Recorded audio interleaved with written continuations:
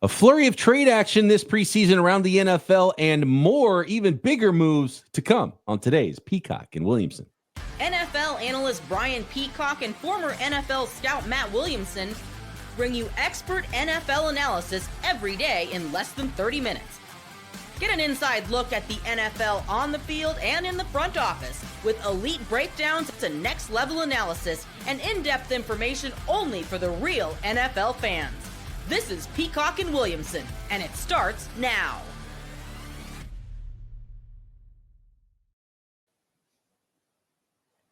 Welcome to the Peacock and Williamson NFL Show. Brian Peacock alongside Matt Williamson at BD Peacock at Williamson NFL. Thanks, everybody, for making us your first listen on the Locked On Podcast Network. Your team every day. Love our everydayers, our core audience. Thanks for hanging with us.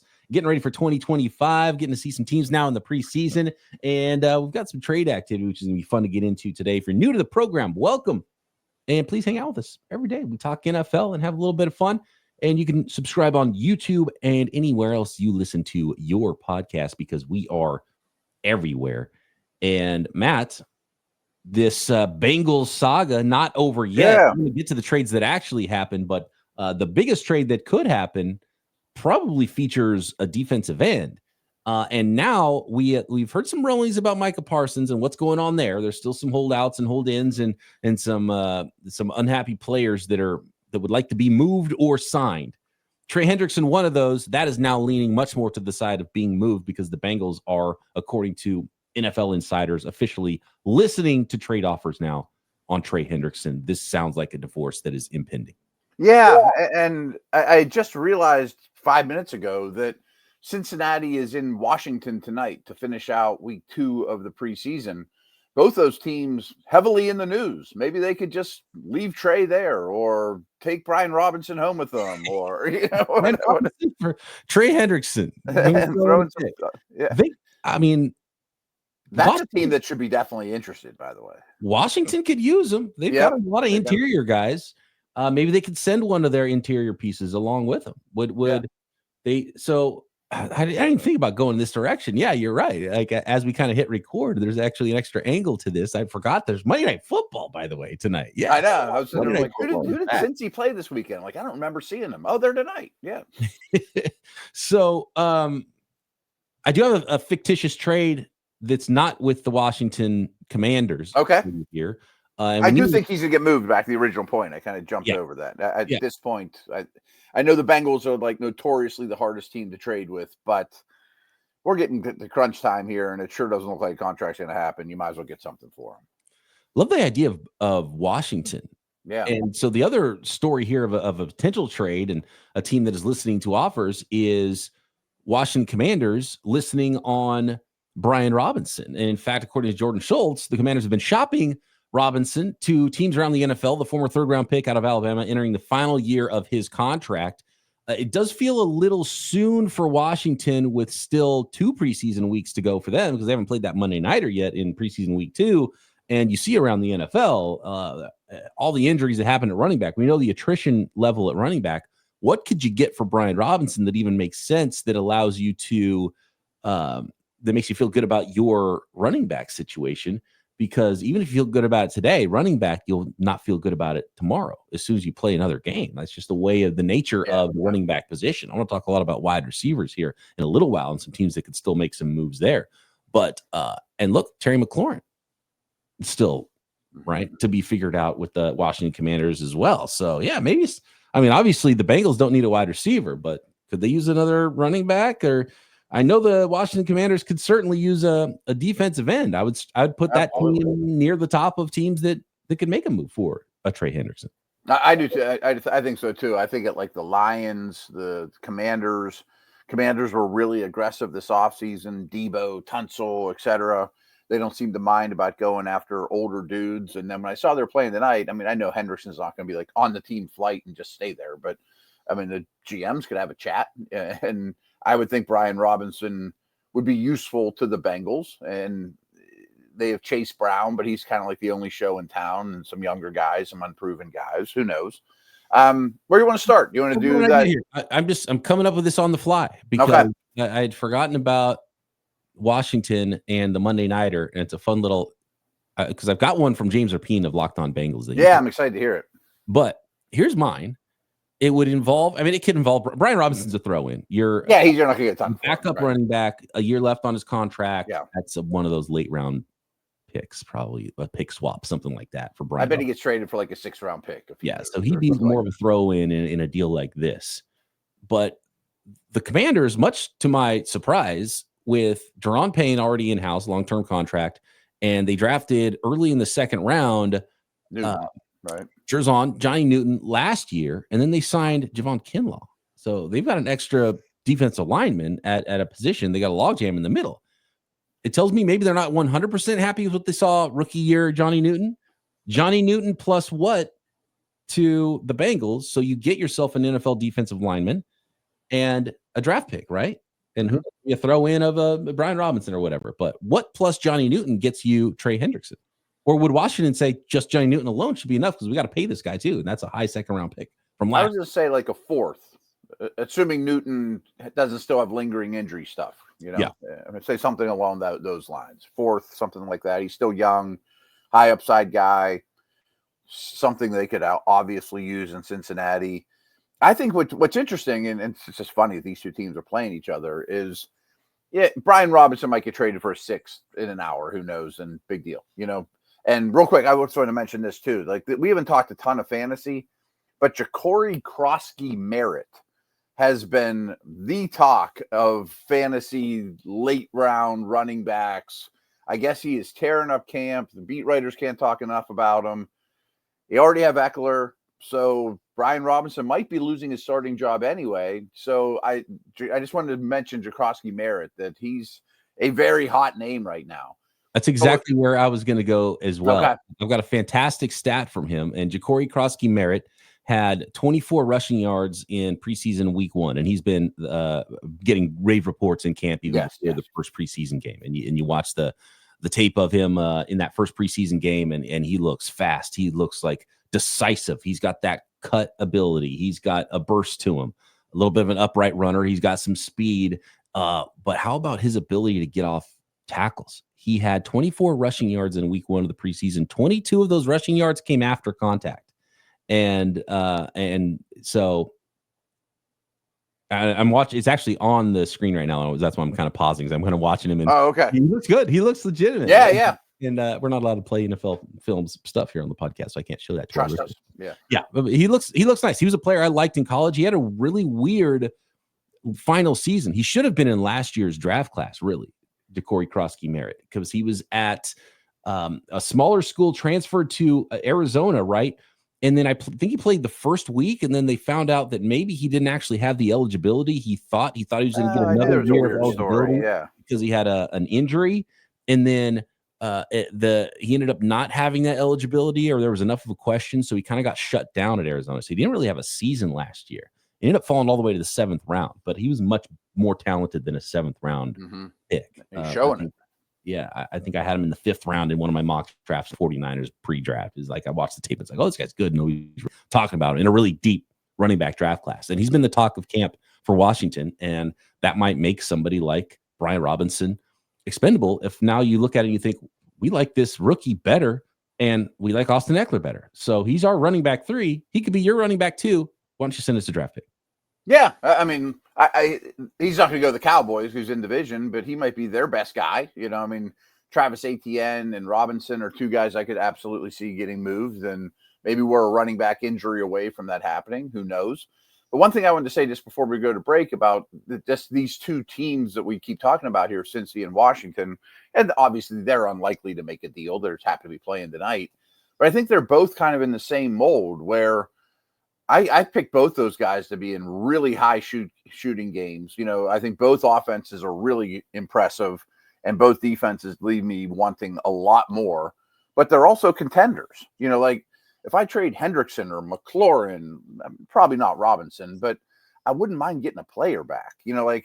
I'm trying to win now. And by the way, there might not be a single player, especially if Robinson gets traded, that has more of a stock bump in your fantasy football drafts from 8 days ago to today than Ja'Cory Krosky-Merritt. Yeah. There you go. I would grab him now late if you're picking like this weekend or whatever. Yeah. Keep moving them up. Potential RB1. I mean, that's league winner stuff, right? Rookie running backs is one of the best places you can go in fantasy drafts to find that crazy value late in your drafts. Ja'Cory Krosky-Merritt. Yeah, know that serious name. helium here. And I'm sure a lot of eyes will be on him here in this Monday Night Football game as well, with the conversation about Brian Robinson. And I wonder if a lot of people in their fantasy leagues, it's one of the things that happens in fantasy drafts, right? You have your sleepers, and then you're like, oh, wait, I don't want everybody else to know about this guy. So I don't want to talk about him. And I don't want him to go off in the preseason game, you know? And so, and here's the thing, a running back's going to get hurt. So there's no guarantee Brian Robinson's going to get traded before. And then so maybe that ends up muting the value you think you're going to get in fantasy, because you're projecting this guy to be RB1. We've seen it many times when someone's got a good spring and then all of a sudden, or it's good spring and summer, and all of a sudden in the fall, they're still a backup and don't play that much. So and if I'm Washington, might I just rather get the year out of him as a backup rotational player, reliable dude, than a 6th-round pick?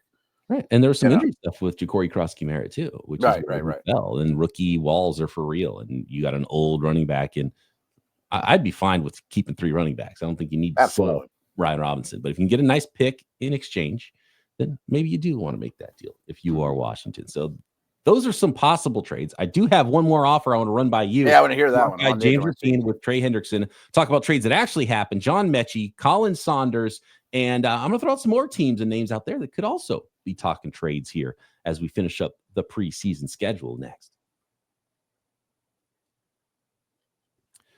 Today's episode of Peacock and Williamson is presented by BetterHelp Online Therapy. These days, it feels like there's advice for everything. Cold plunges, gratitude journals, screen detoxes, all fine things. But how do you know what actually works for you? With so much information online about mental health and wellness, it can be overwhelming to figure out what's true and what will actually help. That's where talking to a licensed therapist through BetterHelp can make all the difference. You get real personalized guidance instead of just guessing based on something you saw on social media.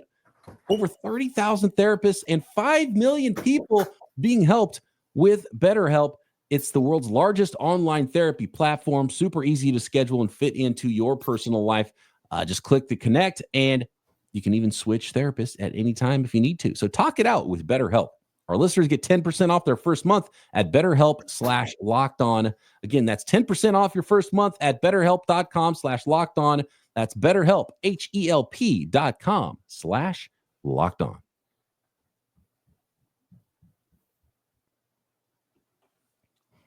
So James Rapien, you can go find Locked On Bengals Daily, and they do a fantastic job over there. James Rapien wrote a little article, I believe it was SI, is where he does some written work, and he dropped 4 possible trade offers that you could see for the Cincinnati Bengals and Trey Hendrickson. And one of them is interesting to me because it involves the other guy in the other conference that still hasn't figured out his deal and said he's done with the Dallas Cowboys, and that's Micah Parsons. What about that swap? Parsons for Hendrickson plus a first-round pick. Who said I would need at least a first if I'm Dallas? Yeah, first plus Hendrickson. Yeah, for Micah Parsons. And the idea here would be that both bridges have been burned. You send your star player to the other conference, but you're willing to do a deal. It's just that the talks with your current guy went awry. So that idea would have to be that the Bengals aren't just being tightwads and can't sign a guy. They just can't sign Hendrickson.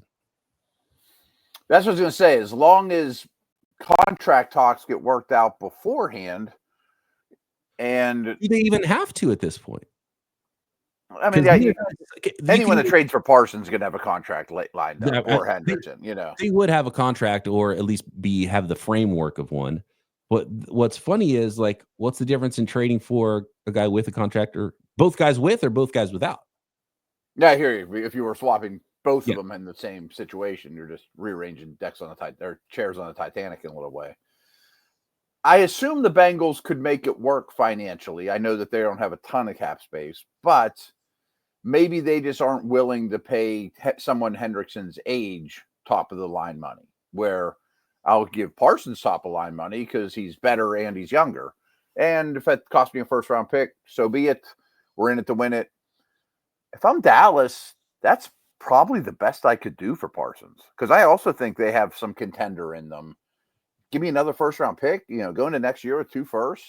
If you don't have a great year, you're in pretty good shape there. Maybe even get a quarterback if you trade Dak. I mean, like, I'm just thinking like big picture for Dallas. But Hendrickson helps you win now. They drafted the Boston College kid in the 2nd round too, so they're already kind of have a young defensive end that they like. Here's what the Bengals do: is they call about halftime. The GM says, "Hey, Jerry or Stephen Jones, or whoever you get on the phone there, whoever's actually pulling the strings in Dallas, like, hey, it's halftime. I walked away. Let me drop something on you because Trey Hendrickson, I'm sitting talking to the GM for the Washington Commanders tonight, right now. You're watching this game. And all he's talking about is you want to play against Trey Hendrickson? You want him on your team, right?" And I don't think to be honest with you, I think Hendrickson, plus you still have to pay a guy and a first round pick. I think it's a decent idea for the Dallas Cowboys. I think a better trade would be like 2 first rounders from somebody, because you could potentially get that one really high first rounder and it could really change your path better. And you'd be younger and cheaper that way if money is a problem. But you're trying to win right now. So the best thing for right now would be to trade for a player. And you're probably not going to get a better, more impactful player if you do have to end up trading Micah Parsons. And how bad is this relationship? Because Micah Parsons, the way he put it was, he said goodbye to Dallas. Like, it was one of the most emphatic. It's one of the most emphatic trade requests I think I've ever heard. Maybe comparable to Myles Garrett's earlier this offseason. And then it's like, oh, never mind, I signed. So yeah, I guess Garrett kind of with a grain of salt played this trick already, but it does sound like Parsons is very convicted that he is done, and sounds like Hendrickson's not going back. Both those teams. I mean, it's such a weird time of year to make trades because, I'd love a draft pick, but I got this season going on, and those draft picks don't help me win right now. And I didn't do anything the last draft. I thought I had this guy. And you don't do any. This is what the 49ers ran into last offseason too with Brandon Ayuk. Is you I'm already sure Washington McLaurin right now is having a problem. Right, you already had your offseason.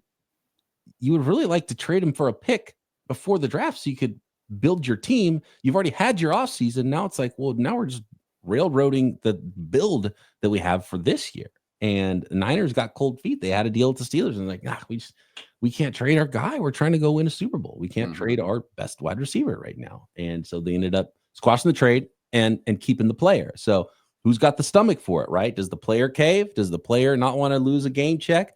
Does the team say yes, no, when these offers start coming in? That's kind of where we're at. We're getting down to the nitty gritty. We're a week away from cut down day. There's one more preseason game to go for these teams. You got to get your roster ready and figure it out. And if you're trying to win, it's hard to win without a defensive end. Oh, absolutely. So bringing it back to like that Ayuk Steeler conversation, which has been both our wheelhouses, of course, but I think it applies here is, I'm sure you did, but I talked to no end about Brandon Ayuk going to Pittsburgh. And it would often come up like, well, why don't you trade Pickens and a pick for Ayuk? And I'm like, they need a receiver. They don't need to trade a receiver that just opens another. Then they got to go get another one. Like a March trade, not a August trade. Yeah, and then you draft one in the second round. Fine, that works. But now it's like if Parsons or Hendrickson were to go to, let's say, Detroit or Chicago or Green Bay, like I could see all those teams really being in the market. Well, you're not going to send them Orlando Gary, or you're not going to send them, Gary or Hutchinson or Sweat or somebody of your own edge guys. The Packers are interesting because there was some insider somewhere that I think reported at some point. My memory is hazy while I was on vacation, but there was some report somewhere, and I don't know how verified this report is because I don't have it in front of me, that the Packers had made an offer for Micah Parsons, but they do have Lucas Van Ness. They have some. You could have Van Ness if you want him, right? So they could have a player. It's kind of like the Washington idea I had about a guy who's a high pick, and at least you can send a player along with, probably very substantial plus. Yeah. Well, but again, these are the teams that are going to be trading for Parsons and really interested in these guys are most likely going to be teams that you expect to be drafting in the 20s. And so if you're Dallas, you're like, okay, we got a 30-year-old pass rusher that we still have to pay and a late pick. I mean, the Bengals didn't pick late, so the Bengals could still collapse But with Parsons, they're better than they would have been with Trey Hendrickson, right? And so that might even apply more to Hendrickson. If I'm trading for Hendrickson, I'm probably a playoff team. Yes. I mean, maybe the Patriots would trade for Parsons or somebody like that, that's maybe not a playoff team, but he's awesome. He's young. We have a quarterback. We'll give you, we can pay him. We got a lot of cap space. But if I'm trading for Hendrickson, I'm not trying to win 6 or 7 games, like I'm the Bills or the Lions or, that put me over the top, I still love the Patriots idea. And if you're the Cowboys, that's probably the type of trade you want. It's like, okay, it's like the NBA. You know how the NBA, they trade first-round picks, but they're protected, like top 5. Yeah. There's no protection in the NFL for draft picks. So it's like, you want to get that top 5 pick next year. And maybe the Patriots could be a bad team, but they could also be one of those surprise good teams in the NFL too. And you don't get that high of a pick. But if you're Dallas, a better trade for you would be to end up with a high pick and get a couple of firsts from a team that might somehow be bad. But that doesn't help you this year either. No, it hurts you this year in a big way. And I keep coming back to quarterback. I mean, like the Patriots make sense because they have a quarterback. And if they were to trade Parsons only for picks and they have a terrible year and they have 2 firsts, might you trade Dak to the Steelers or whoever, and then you go get, replenish your quarterback situation, while he's still worth something, or Stafford retires, send him to the Rams, whatever. I don't know. Weird time of year for trades, but we had a few too, which is kind of funny too. Right? Great time of year for minor trades. Yeah, exactly. Yeah, there's a lot of guys that teams are having a roster crunch, and a lot of teams are having a roster crunch in the other way where they need bodies and they need players. So we've seen a couple of trades. Let's talk Metchie, Saunders trades, and I've still got some ideas, some other players and teams that could be trades around the NFL. Maybe receivers, Yeah, tons of receivers I think could be on the move because some teams need them, some teams got them. We'll get into those teams next. Today's episode of Peacock Williamson presented by Yahoo Fantasy. It's the best time of year. We're talking football. Games are being played. Monday Night Football's happening. NFL kickoff, real thing. Regular season nearly here. That means tons of fantasy drafts. Fantasy football is back in full swing. And this year, Yahoo Fantasy is turning things up with a fantasy football experience like never before. Of course, I'm playing Yahoo Fantasy, and I have for years and years and years. Matt Williamson playing Yahoo Fantasy has been for years and years. And you can too, whether you're a first timer or a veteran making your millionth league. And to celebrate 28 years of fantasy football greatness, Yahoo Fantasy is dropping 28 big new features over 28 days throughout August. And to kick it off, they just dropped Yahoo Fantasy Guillotine Leagues. I'm already in one. A killer new way to play fantasy football on Yahoo, where the lowest scoring team gets eliminated each week until there's one team left standing. And with the season around the corner, now's the time to get your league together and give this new mode a try. If you're into the classics, you can still play head-to-head private leagues or just go join a public league. You don't have to know anybody. You can just jump in on a public league right now at yahoofantasy.com/LockedOnNFL. And stay tuned for more killer announcements and start playing Yahoo Fantasy Football now at yahoofantasy.com/LockedOnNFL.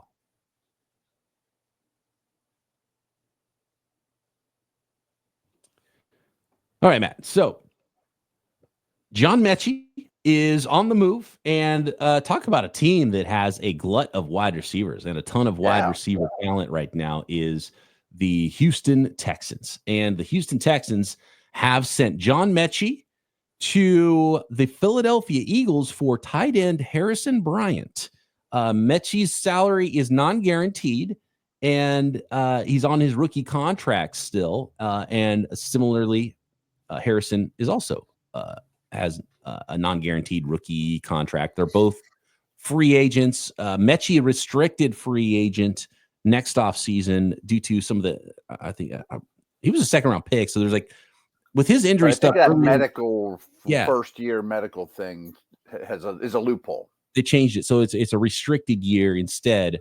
And for Harrison Bryant, he's an unrestricted free agent coming this offseason. And there was a report by Jordan Schultz that actually the 49ers were the other team that was in on Metchie, and apparently they couldn't beat the offer of tight end Harrison Bryant. So John Metchie now a Philadelphia Eagle, Matt.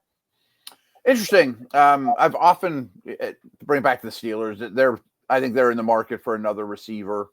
And I've brought up Christian Kirk's name a lot. There's maybe a name you could pry away, but apparently they're pretty happy with their top 4. We know Tank Dell's out of the equation, unfortunately, there, and they drafted the 2 Iowa State dudes. Nico's the 1. So there was no room for Metchie. And from what I understand, he was kind of a roster bubble guy, as is the tight end they got. So they're kind of swapping, we're a little heavy at tight end, but we're a little light at receiver. Let's make a swap. Very Eagles thing to do. They do a lot of player for player trades, even like Kenny Pickett trade. And, they're active in the trade market. And very much so. Yeah, they see value in, well, this player's better than this player, and we're fine at tight end. So let's add another wide receiver to this group in John Metchie. So it's a pretty minor trade. We've seen a lot of those. And it's interesting that the Houston Texans went the minor route instead of a little bit bigger move, like you mentioned, because they drafted 2 guys that, I like a lot in the second. Yeah. Reports have been good on them. Yeah, Jaden Higgins was a second round pick, early second round pick. Very early, 30. I think it was second pick in the second round. After 35, yeah. So he went really high. He went ahead of Luther Burden. Put a pin in Luther Burden for a second. I want to talk about the Bears and a potential team that can make a trade as well, partially because they have a really good rookie second rounder on their roster. So the Texans still have Nico Collins, Christian Kirk, Hutchinson, which is a good player. Yeah, he's not bad either. Starting unit, and then the 2 rookies in Jaden Higgins and Jalen. No, so still a very deep group of wide receivers. They had an extra guy. Khalen Saunders is now a member of the Jacksonville Jaguars. Defensive tackle gets traded from the Saints for center Luke Fortner. Again, 2 players that are going to be free agents in the 2026 off season, because they did need one, and they didn't really add one because they added so much stuff to go get Hunter, who sounds like he's been impressive. And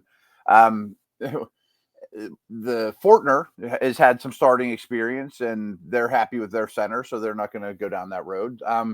What's funny about Saunders is he was a really good tester. I liked him a lot coming out of school, and I think he's flashed, but he's not tremendous. And I told you off the air, I'm like, why do I keep thinking about the Chiefs with this guy? I know it's Saints drafted him. Is he on the Chiefs? And I searched him real quick, and his brother's more famous than him. Like if you put in his name, it'll be Taylor Swift's backup dancer intercepts Pat Mahomes. People might remember this play. The Chiefs are like on the 1-yard line going in. Mahomes throws a pick to a fat guy, defensive tackle, who takes it like 50 yards to midfield, rumbling, bumbling. And Taylor Swift's in the building, and I guess she's like super close with his brother, who's the backup dancer, who kind of stands out on stage because he's like 300 pounds too, and that's what he's best known for, is he picked off Pat Mahomes while Taylor Swift was in the building because his brother, blah blah blah. But he's got athletic ability. I think he's got a chance. The literal dancing bear, right? Exactly, his brother, I guess. Yeah, they got great feet, size and great feet. There you go. Absolutely. So Metchie and Khalen Saunders traded for Fortner and Harrison Bryant, and I really do think do you remember there was a mailbag question that we get to, I think, from last week or the week before, and it was like, what are scouts doing this time of the year? Well, they're watching John Metchie and Harrison Bryant, and they're watching the roster bubble guys around the NFL. We're going to see more moves over the next 10 days before cut down, so teams can try to figure out their roster. And we're going to see a lot of pick swaps and late round picks and guys going here and guys going there. It's something we're going to see. And that's what teams are doing this time of year. And I really do think that there's a couple other teams, especially when you look at wide receivers. I was impressed. I think Ben Johnson's got this Bears team bought in. I'm watching Luther Burden out there, the 2nd round pick. They've already got Odunze, and they've already got DJ Moore in Chicago. They got Zacchaeus. And I'm thinking, man, this is maybe a team that could trade away one of their wide receivers to get Luther Burden in the starting lineup, because this guy's blocking at the goal line and he looks dynamic after the catch.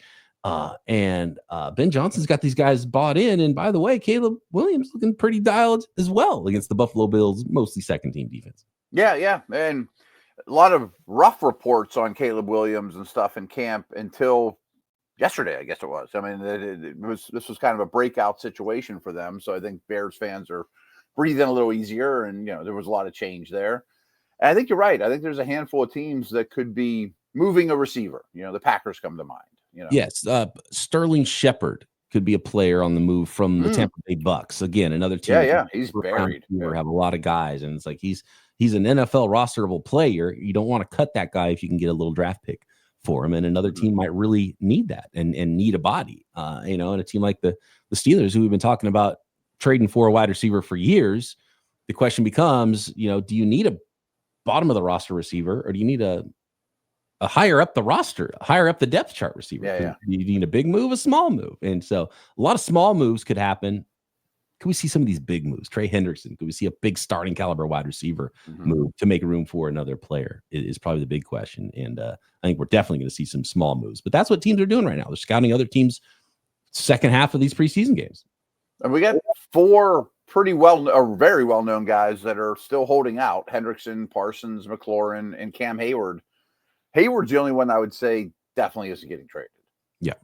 The other ones could happen, right? It could happen for all of those guys. I think it's usually it's you bet on them not getting traded. Yeah. Man, with Parsons and Hendrickson, it does feel like this one's a little bit more serious. Maybe the bridge is burned. Yeah. We shall see. Let us know what you think. What trade do you see coming around the NFL? Does your team have a glut at a position? Does your team really need to add somebody at a position? Let us know and get involved in this week's mailbag at BD Peacock, at Williamson NFL. Drop a comment on YouTube. Subscribe while you're there. Matt and I back tomorrow right here. Peacock and Williamson.